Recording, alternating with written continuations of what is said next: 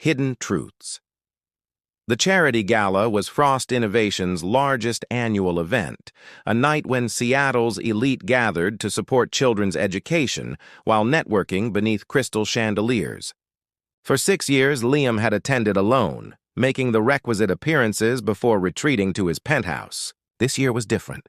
"You clean up nicely, Miss Devi," he said as Amara entered his office, transformed by an emerald evening gown that complemented her olive skin. "As do you, Mr. Frost." Her eyes appreciated his tailored tuxedo, lingering a moment too long for professional courtesy. The evening progressed with unexpected ease. Amara charmed investors in smoothly, redirected conversations when they veered into uncomfortable territory for Liam.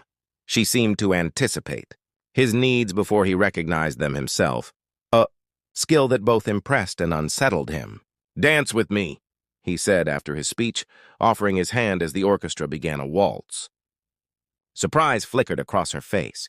"That wasn't in the evening's agenda, sir. I'm making an executive adjustment." The hint of a smile played at his lips.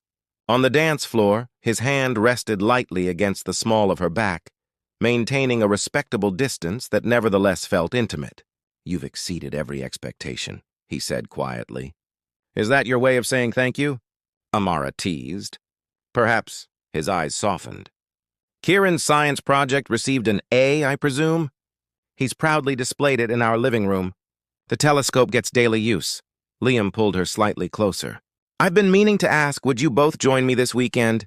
I have a cabin on Lake Shellen. The meteor shower should be visible from there."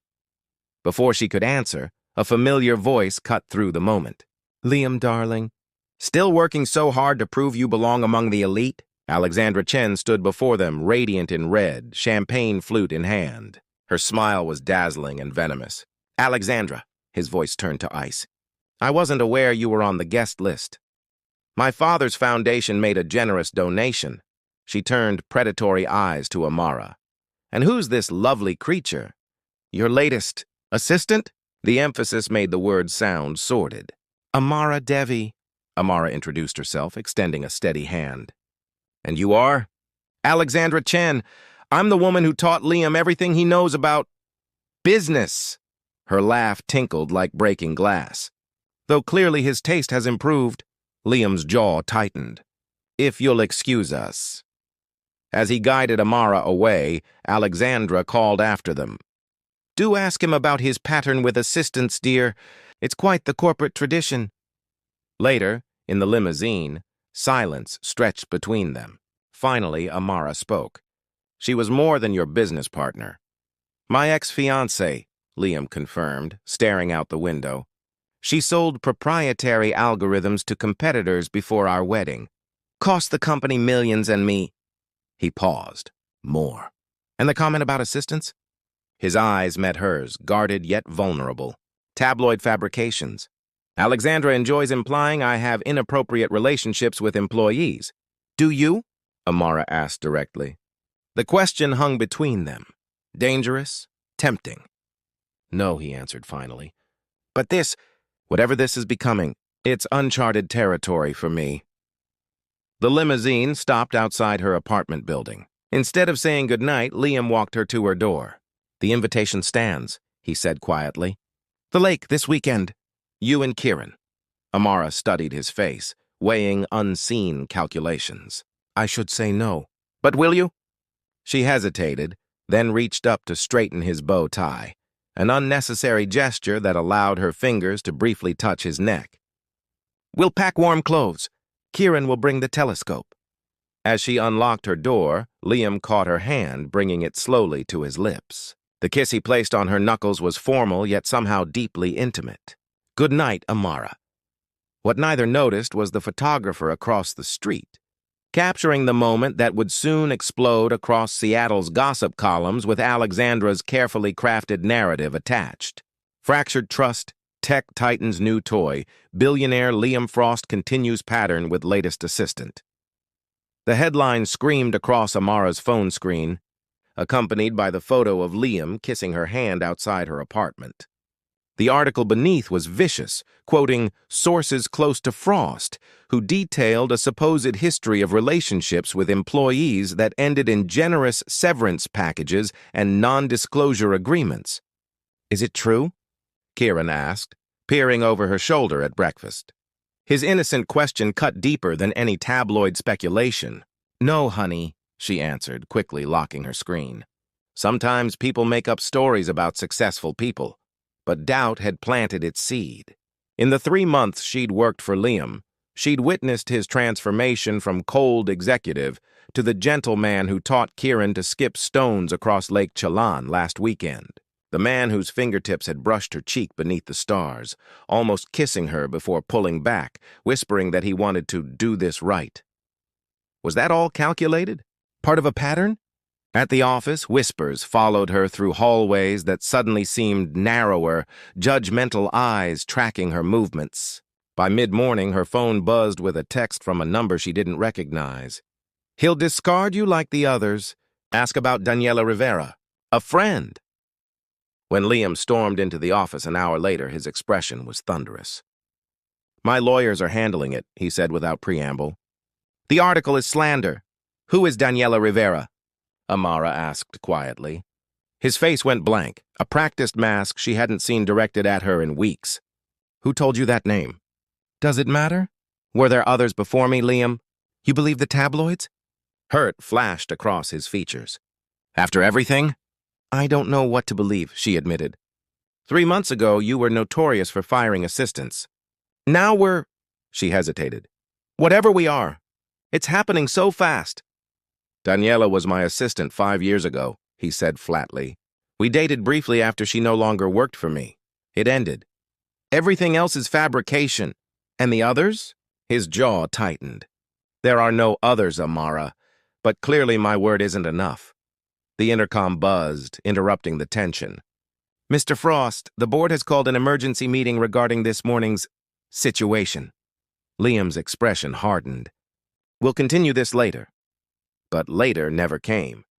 The board meeting stretched for hours, and when Amara was finally summoned, it wasn't to Liam's office, but to the sterile conference room where 7 board members sat alongside a stone-faced Liam.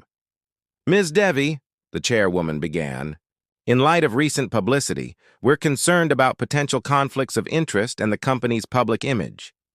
"I understand," Amara said, dignity intact despite the humiliation burning in her chest. "We're offering a lateral transfer to our Singapore office," the woman continued. "Same salary, different reporting structure. The company will cover relocation costs for you and your brother. Exile packaged as opportunity." Amara met Liam's eyes across the table, searching for the man who had held Kieran's hand through the planetarium exhibits just days ago. "And if I decline?" she asked, never breaking eye contact with him. "A generous severance package, naturally," another board member interjected. "Contingent upon a standard non-disclosure agreement." Exactly as the article had described. "I see." She placed her badge on the table. "I decline both options. I resign, effective immediately." "Amara," Liam finally spoke, half rising from his chair. "Mr. Frost," she corrected, her voice steady despite the tears threatening. "Thank you for the opportunity. I'll collect my personal items now." As she walked out, head high despite the fracturing of her heart, she heard the boardroom erupt behind her. Liam's voice rose above the others, angry, demanding. But he didn't follow her. At her desk, she found a small envelope that hadn't been there earlier. Inside was a security card for Liam's private elevator and a handwritten note. "Trust me. Meet me tonight." She stared at it for a long moment before tearing it in half and leaving the pieces beside the framed photo of Kieran she'd kept on her desk, the one Liam had taken at the lake, her brother's face alight with joy as he gazed at the stars. Some broken things couldn't be repaired with private elevators and handwritten notes. That night, as Kieran slept, Amara stood at their apartment window, watching rain streak the glass. Her phone buzzed with Liam's 12th call. She silenced it again, unable to hear his voice without remembering how it had sounded against her ear at the lake. "I'm falling for you, Amara, and it terrifies me." Had any of it been real? The doorbell rang, startling her from painful memories. When she opened it, there stood Alexandra Chen, immaculate despite the downpour, a satisfied smile curving her perfect lips. "We should talk," she said, "about Liam Frost's particular weaknesses." Brave New World. "You orchestrated everything," Amara said, her voice hollow as Alexandra casually sipped tea in her modest living room. "The article, the friend who texted me, all of it." Alexandra's smile was reptilian. "Call it market correction." Liam was forgetting himself, forgetting the lessons I taught him. "You were distracting him? Why? You left him years ago." "I left the relationship. I never intended to leave his company vulnerable." She set down her teacup. "Frost Innovations is weakest when Liam is emotionally invested. My new employers find that useful." Understanding dawned. "Your corporate espionage." "I prefer strategic consultant." "But yes," Alexandra leaned forward. "I'm offering you the same opportunity. $2 million for internal documents on Project Aurora. Liam trusts you, for now. Use it." Amara stood, anger replacing hurt. "Get out! Don't be foolish. He'll discard you eventually. They all do." "That's the difference between us," Amara said, opening her door. "I don't measure love by its duration, but by its truth. Now leave before I call security." After Alexandra left, Amara made 2 calls.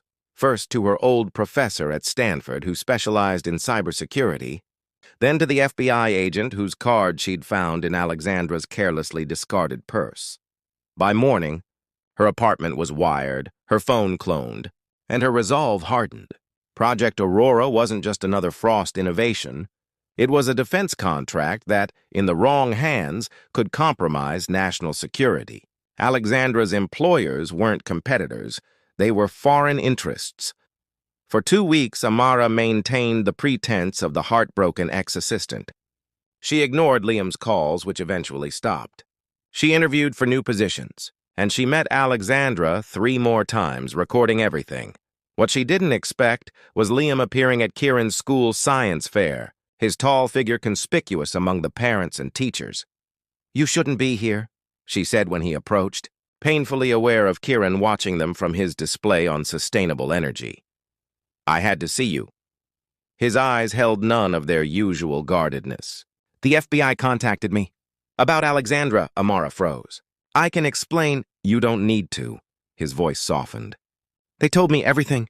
You protected my company when you had every reason to hate me." "I never hated you, Liam." His hand reached for hers, hesitating before making contact. "I failed you, Amara. I let fear control me again. The board, the rumors, Alexandra, I handled it all wrong. I should have fought for you publicly." "Why didn't you?" "Because loving you terrifies me more than losing billions." The raw honesty in his voice made her breath catch.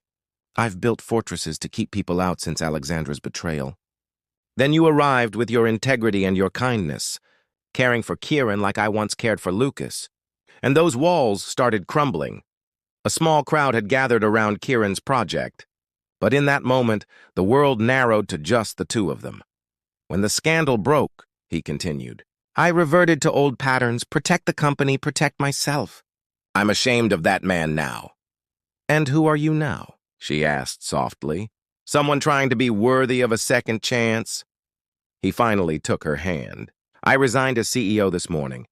The board named Julia Chen as my replacement. She's brilliant, ethical. I'm keeping my shares but stepping away from daily operations. What will you do?" His smile was tentative, vulnerable. "I'm launching a foundation for STEM education in underserved communities. The first project breaks ground next month.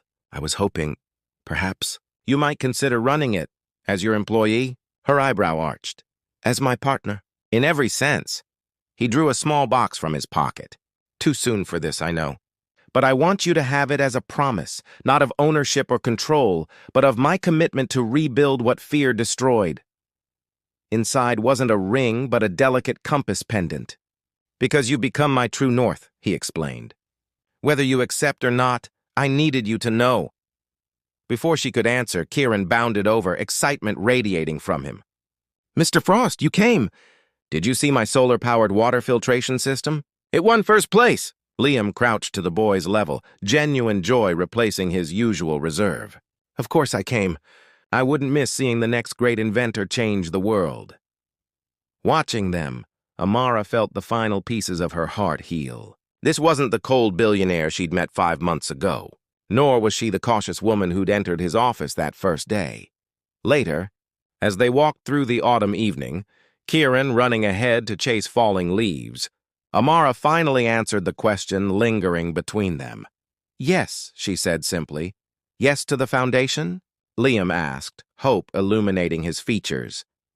Yes to everything, she replied, rising on tiptoes to press her lips against his.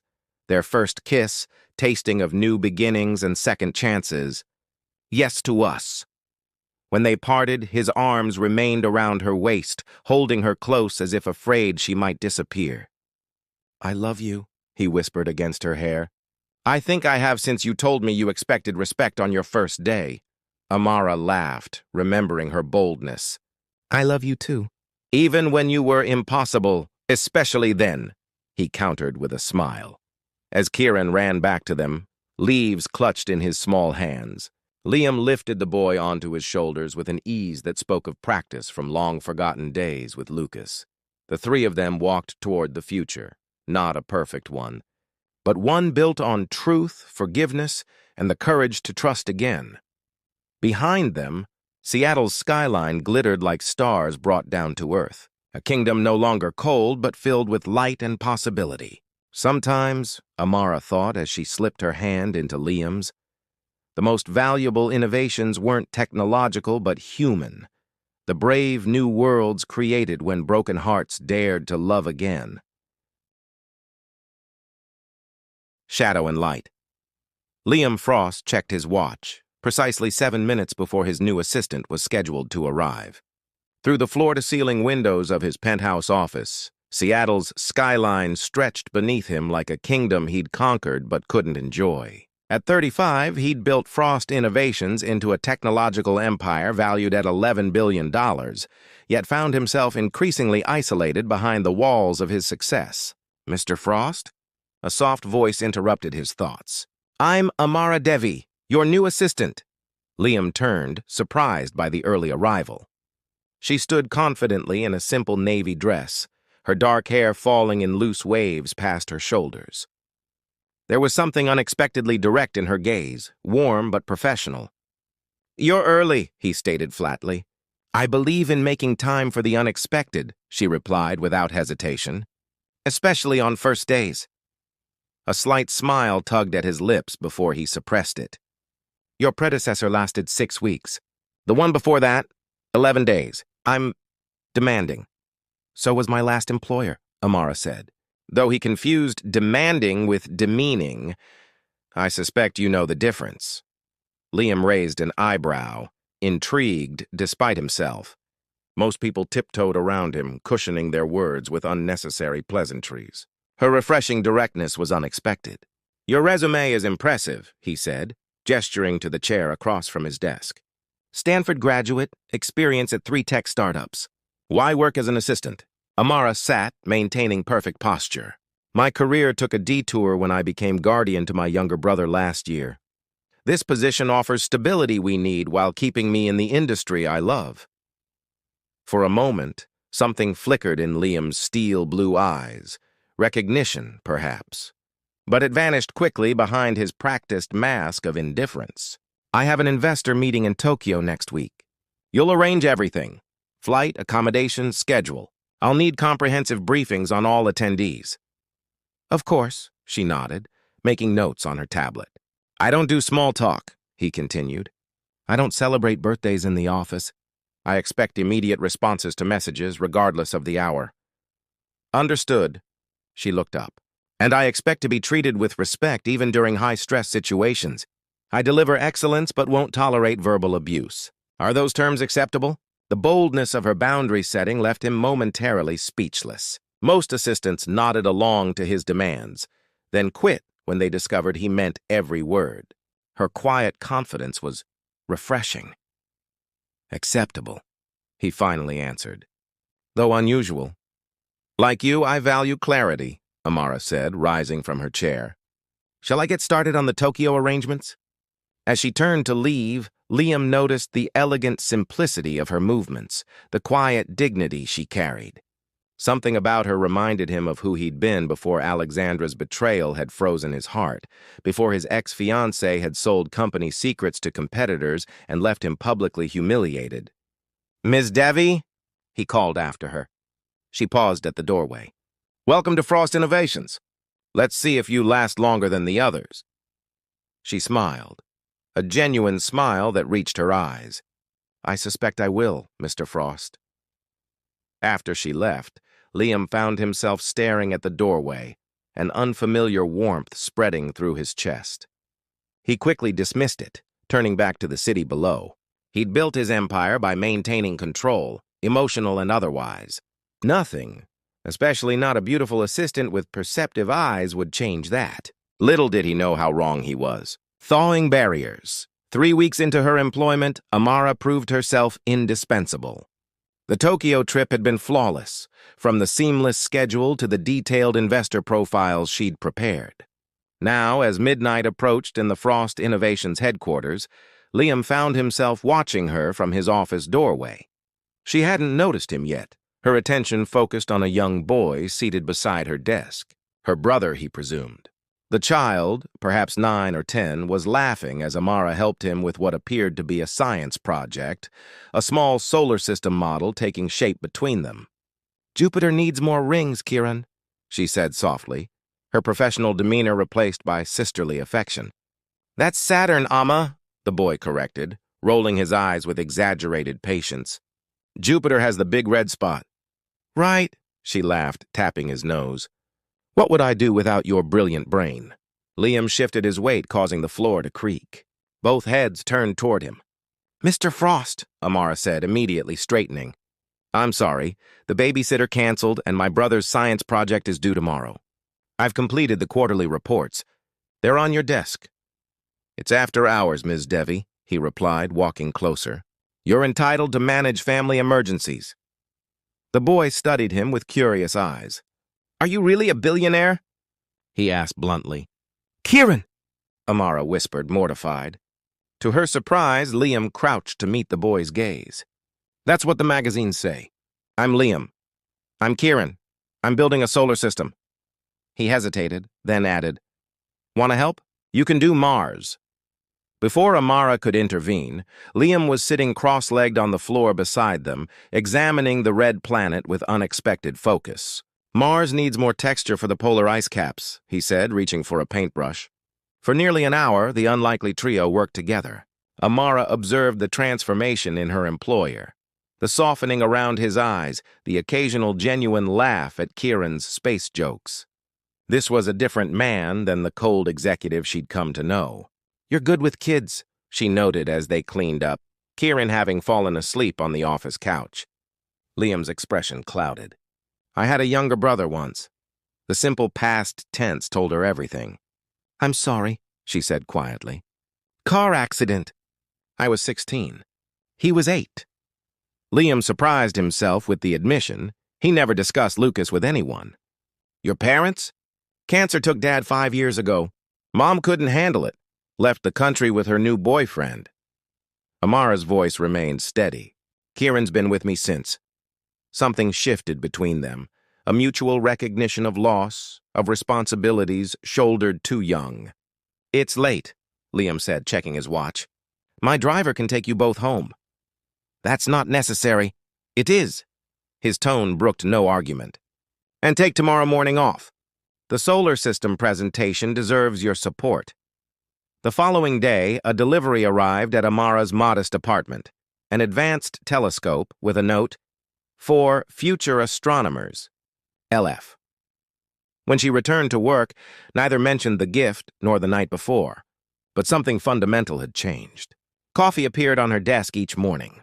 She started leaving homemade Indian sweets by his reports. Small kindnesses, unacknowledged but meaningful, until the night Liam worked late, battling a migraine that blurred his vision. Amara found him pressing his forehead against the cool glass of his office windows. "You need rest," she said, gently taking his arm. "The Singapore presentation?" "Can wait until morning." She guided him to the couch, dimming the lights. "Trust me for once." Perhaps it was the pain or the exhaustion, but he surrendered to her care. As she placed a cool cloth on his forehead, her fingers lightly brushed his temple. The simple touch sent warmth through his body that had nothing to do with fever. "Why are you doing this?" he asked, voice barely above a whisper. Amara's hand paused. "Because everyone deserves kindness, Liam, even billionaires who pretend they don't need it." It was the first time she'd used his first name, and something inside him recognized the significance. As his eyes closed, he felt her fingers hesitantly brush through his hair, a tender gesture that followed him into dreams he hadn't allowed himself in years.